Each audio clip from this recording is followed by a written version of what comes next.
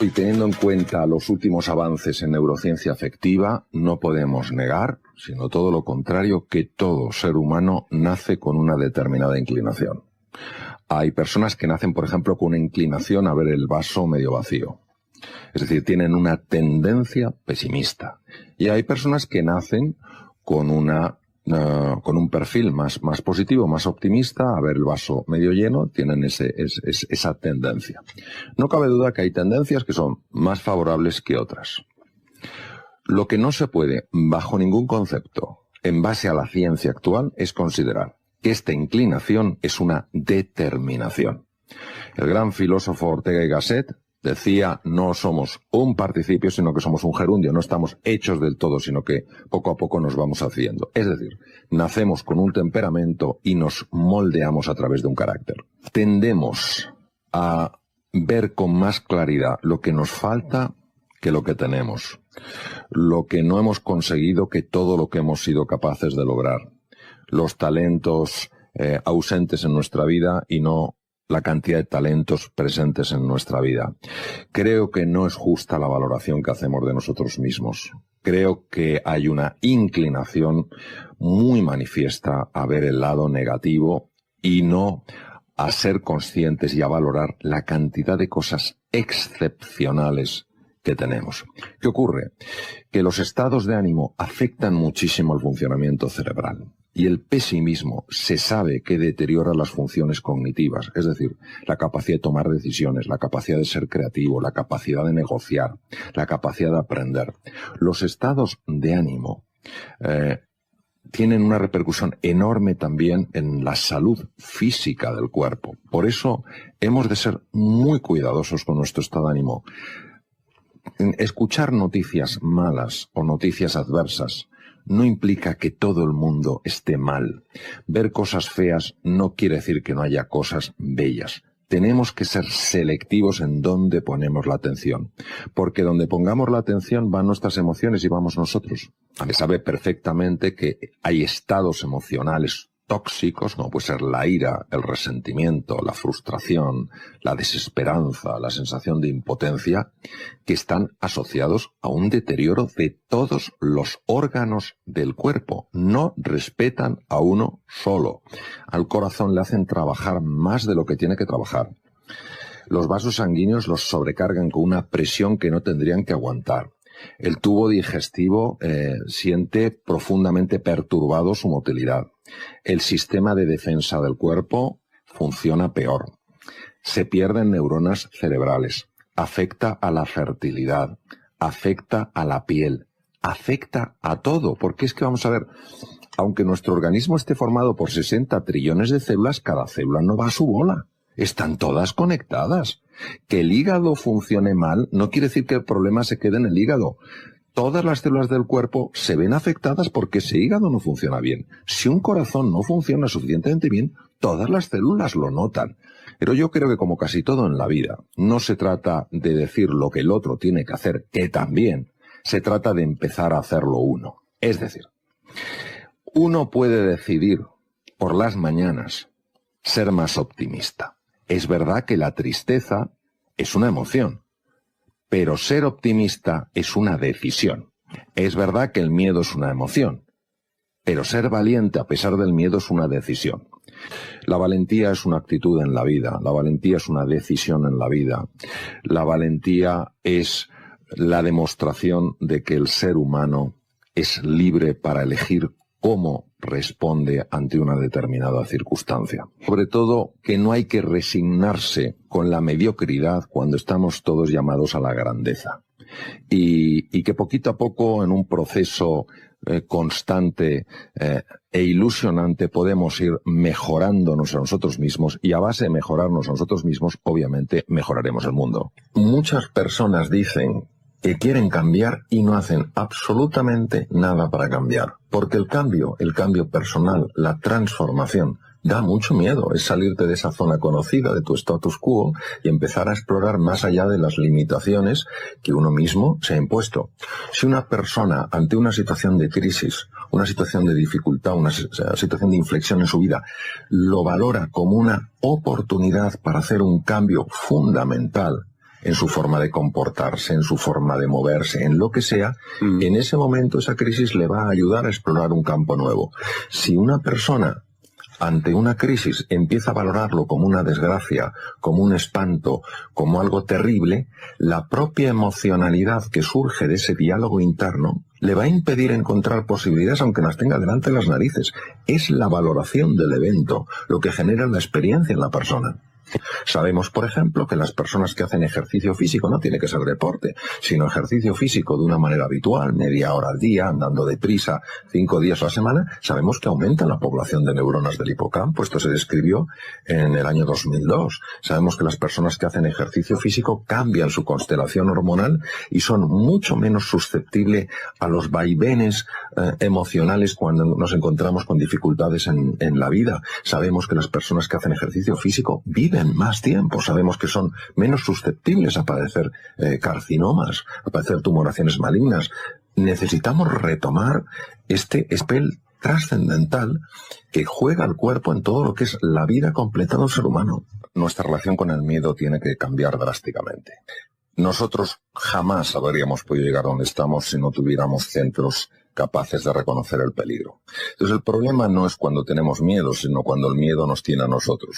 Entonces, cuando eso nos ocurre, yo prefiero llamarlo pánico. El pánico genera reacciones muy poco pensadas.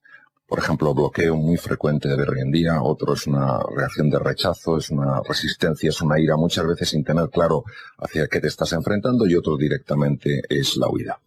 ¿Cómo gestionar los estados del ánimo? Los estados de ánimo son estados del alma, la palabra ánima es alma, los griegos la definían como aliento, como viento. Pues es algo que requiere honestamente mucho trabajo. La gestión de los estados de ánimo no es una cosa en general que se aprenda en poco tiempo. Requiere mucho compromiso, requiere mucha determinación, persistencia y paciencia. ¿Por qué? Porque muchas de nuestras conductas son puras reacciones automáticas. Nosotros no somos conscientes hasta qué punto los automatismos operan en nuestra vida. ¿De qué manera, cuál es el camino, al menos en mi experiencia, para gestionar los estados de ánimo? Son 4 fases. La primera es conocerse. Tenemos que conocernos un poco. ¿Conocernos para qué? Conocernos para comprendernos. Muchas de nuestras reacciones automáticas que generan rechazo en nosotros mismos, hacia nosotros mismos, si nosotros comprendiéramos de dónde vienen, no generarían ese rechazo hacia nosotros mismos, aunque sí se rechaza hacia nuestra conducta. Es distinto rechazar tu conducta a rechazarte a ti mismo. Si tú te conoces y te comprendes, entonces te puedes aceptar. ¿Qué es aceptar? Aceptar es asumir humildemente que ese es tu punto de partida. Es decir, por ejemplo, yo cojo y digo, empiezo a conocerme, me comprendo y digo, bueno, tengo estas reacciones airadas, pues porque, francamente, cuando yo no me siento valorado, cuando yo me siento ninguneado, se produce en mí esto. Yo lo comprendo, acepto que este es mi punto de partida, me gustaría que fuera otro, no sé por qué tengo estas reacciones automáticas, y una vez que me he aceptado, que me he asumido, que dejo de rechazarme, que me quiero un poco más, entonces empieza el camino de superarme. ¿Cómo me voy a superar si no me conozco? ¿Cómo me voy a superar si no me comprendo? ¿Cómo me voy a superar si estoy constantemente en lucha conmigo mismo? Creo que cuando una persona tiene unos principios claros, unos valores que le perfeccionan como persona, al final empieza a experimentar en su vida una transformación que puede tener tintes, entre comillas, mágicos. Cómo vemos el futuro determina cómo vivimos el presente. Si yo el futuro que veo es un futuro desilusionante, es un futuro sin esperanza, es un futuro sin desarrollo, ¿cómo voy a poder vivir mi día a día con ilusión, con entusiasmo, con ganas? Lo viviré con desánimo, con desesperanza. Por tanto, los resultados que tendré serán unos resultados pobres, escasos. Al final habré creado un futuro desilusionante. Es la famosa autoprofecía que se cumple. Por eso es clave entender que el futuro no es algo que nos encontramos, es algo que nosotros creamos. Y la visión tiene ese enorme potencial, es inspirarnos, es movernos, y a partir de ese horizonte profundamente entusiasmante es como el ser humano va desplegando su verdadero potencial. Quien se conquista a sí mismo es el mayor de los conquistadores.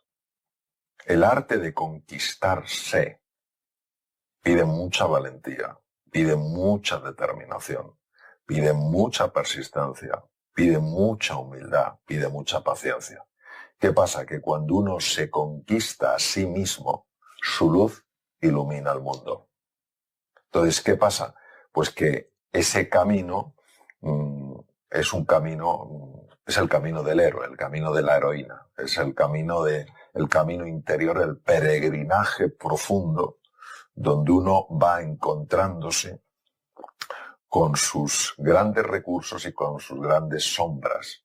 Y no es fácil quedarse mirando esa parte que uno no quiere reconocer en sí mismo. Es mucho más fácil reconocerlo y rechazarlo en los demás, pero cuando uno lo tiene que reconocer, que quiere decir volver a conocer en sí mismo, entonces hay que tener mucho coraje y mucha humildad para sostener la mirada.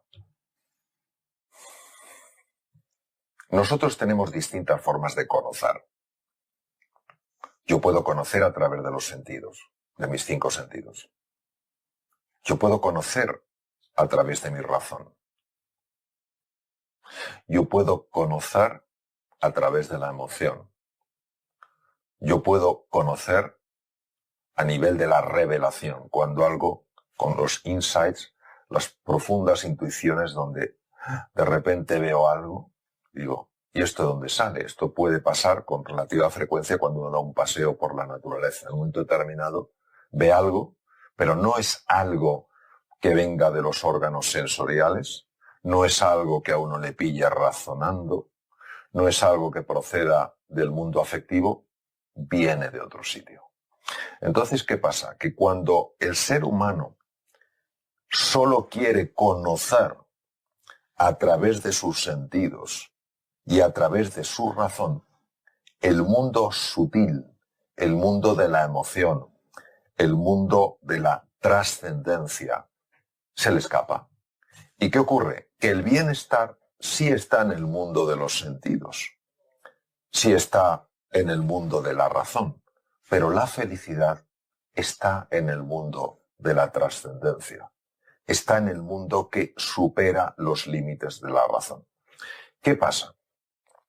Que decía San Juan una frase que para mí es absolutamente notable: la verdad os hará libres.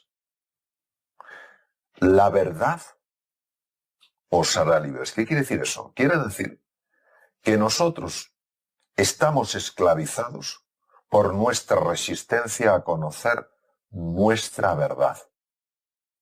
Nos refugiamos en un conocimiento más superficial y no entramos en la sabiduría profunda. Cuando una persona entra en contacto con su verdad, que es muchas veces francamente dolorosa, y aguanta el dolor, abraza el dolor, entonces experimenta el crecimiento, la evolución, la sanación y la transformación. El dolor es consustancial, es inevitable en la experiencia material que tiene el ser humano. Es decir, nuestra materialidad, que correspondería a uno de esos hilos de colores, hace que inevitablemente experimentemos el dolor. Si yo me corto el dedo, me duele. Si me doy un golpe en la cabeza, me duele. Es normal. Si pierdo a alguien querido, me duele. Eso es absolutamente humano y está perfectamente en su sitio, porque todo lo que es verdaderamente humano está bien en su sitio. ¿Qué es el sufrimiento? El sufrimiento es lo que añade la mente humana, otro de los hilos, para intensificar ese dolor o para prolongarlo en el tiempo. Como perdí esto, ya jamás seré feliz. Como perdí esto, ya no hay un futuro para mí. Eso es una pura creación de la mente. ¿Qué ocurre? Que cuando una persona empieza a entender lo que tiene que aceptar porque es parte de su naturaleza y lo que necesita transformar porque no es parte de su naturaleza, entonces, curiosamente, hasta el dolor físico se puede reducir a niveles enormes. El gran psiquiatra suizo Carl Gustav Jung lo dijo con una claridad meridiana: lo que se resiste persiste. Si tú te enfrentas a tu dolor va a aumentar. Si te enfrentas a tu miedo va a aumentar. ¿Por qué? Porque estás luchando contra algo para destruirlo, para apartarlo de tu vida, para alejarlo. Esto es lo que racionalmente parece lo más lógico. Vámonos al aspecto contraintuitivo. Lo que se resiste persiste, lo que abraza se desvanece. Lo que hay que hacer con ese perro rabioso no es ir a partirle los dientes, es ir a abrazarle. Porque eso es lo que convierte el perro rabioso en un recurso. Joseph Campbell, que fue el gran experto en mitología neoyorquino, un verdadero erudito, lo mostraba clarísimamente. La sombra es el perro rabioso. La sombra, cuanto más la quieras destruir, más la vas a agrandar. La sombra hay que abrazarla. ¿Por qué? Porque tú no puedes sacar la oscuridad de una habitación. La oscuridad se desvanece en cuanto metes luz. Solo hay una luz, que es el amor. Y entonces el amor abraza la prueba, abraza la dificultad, abraza al perro rabioso. Con lo cual el perro rabioso es absolutamente transformado. Claro, esto en el nivel racional, esto parece el gran absurdo.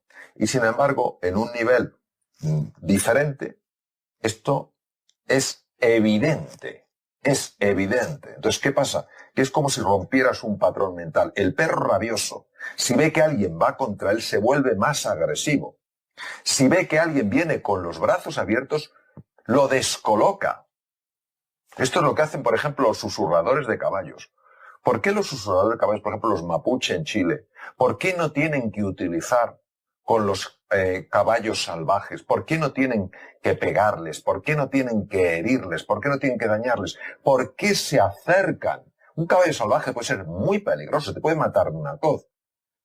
Porque ellos abrazan. Lo que pasa es que esto está tan alejado del condicionamiento mental que se vive como una estupidez. Y sin embargo, cuando uno va viendo no solo sus propias experiencias, sino lo que han dicho figuras tremendamente relevantes, uno se da cuenta de que esto tiene un enorme sentido, por contraintuitivo que parezca. Entonces, ¿qué pasa? Que es verdad que el alejarse del perro rabioso hace que el perro nos persiga. Es posible que corramos más que el perro o no. Es verdad que atacar al perro rabioso nos hace sentirnos fuertes. Pero esta reactividad de la mente condicionada, de la mente egoica, de la mente dualista, da dos opciones muy limitadas. Hay una tercera, que es el fluir. El fluir no es ni huir ni atacar, es abrazar. Entonces, de nuevo Jung, lo que se resiste persiste, lo que se abraza se desvanece. ¿Por qué es tan importante la humildad? Porque es el antídoto al gran error del ser humano, que es su soberbia, su arrogancia, su prepotencia. A mí que me va a enseñar. A mí que me va a decir. Y esto nos posiciona directamente en el nivel más peligroso en el que puede vivir un ser humano, que es el de la ignorancia. ¿Qué es el de la ignorancia? Entonces la humildad es abrirse sencillamente a todo un mundo por conocer. De hecho, si volvemos atrás en el tiempo y nos vamos a uno de los, probablemente el gran padre de la filosofía, Sócrates. Sócrates, cuando el oráculo de Delfos le reconoció como el hombre más sabio del mundo, Sócrates podía haber tomado muchas disposiciones. La primera disposición es la más tentadora: dejarse halagar, convertirse en un ídolo de la sociedad ateniense en la época. Pero Sócrates, que era un hombre que quería conocer la verdad y murió defendiendo la verdad, dijo: solo sé que no sé nada, y aún así sé más que todos los que esto lo ignoran. Es decir, él reconocía que hay un nivel de conocimiento de tal profundidad que supera todo lo que la mente racional es capaz de entender. Pero también sabía que muchas personas vivimos encerrados en esta cosmovisión, en este mapa mental, considerando que nuestra verdad es igual a la realidad. Entonces, la humildad es esa disposición abierta a dejarse enseñar y a dejarse hacer. Cuando una persona no trabaja su humildad, no está trabajando ni su capacidad de ver ni su capacidad de escuchar. Hay, en mi experiencia, dos niveles. Un nivel que es el nivel donde es muy aparente la persona que es humilde y la que no lo es, y un nivel mucho más profundo donde la humildad es muchísimo más desafiante. Cuando uno penetra en esos niveles, que no son fáciles de asumir ni de aceptar, se da cuenta de hasta qué punto su ego está presente sin ser consciente de hasta qué punto está presente. Entonces estamos hablando de parcelas profundas en el inconsciente. ¿Qué ocurre? Pues que para mí la apertura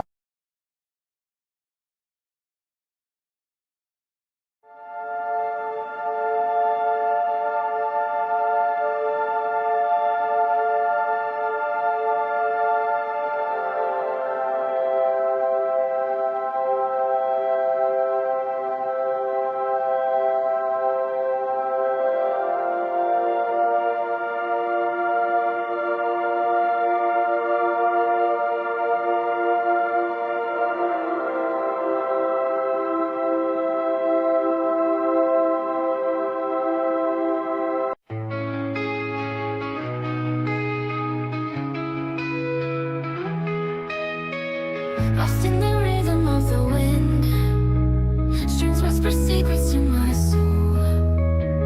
In a world of alternative rock where indie rock takes control, our rock paints a picture so vivid, where your female vocals sing so sweet, melodic tones that captivate in this experimental retreat.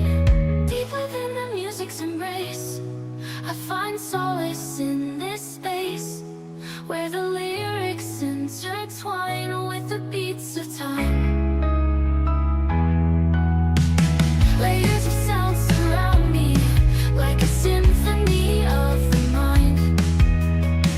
An art rock masterpiece unfolding in a melody so kind. Each note a brushstroke of emotion, painting hues of every shade. The female vocals breathe life into a song that won't fade.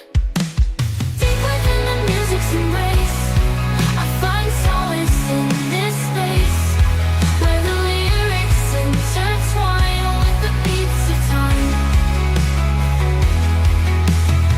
As the music evolves and shifts, I surrender to its gift. An experimental journey, where the deep meets the sea. Deep within the music's embrace, I find solace in this space, where the lyrics intertwine with the beats of time. The final chord fades away in this chill melodic play. A song that lingers in the air, leaving traces everywhere.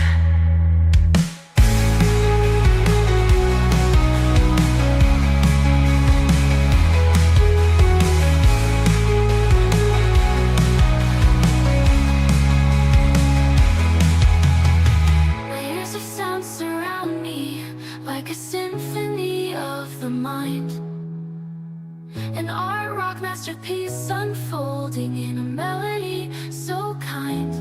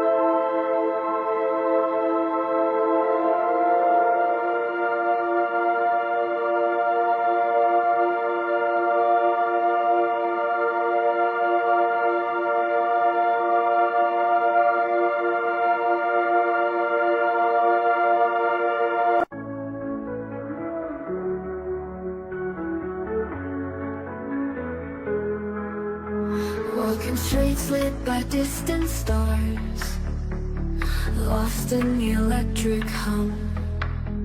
Eyes reflected in shattered glass, dreams buried in the past.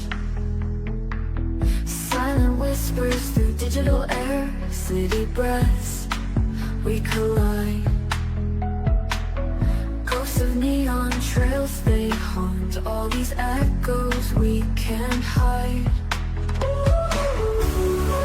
We dance in synthetic lights, shadows of forgotten lights. We chase our endless tides, through neon dreams we glide.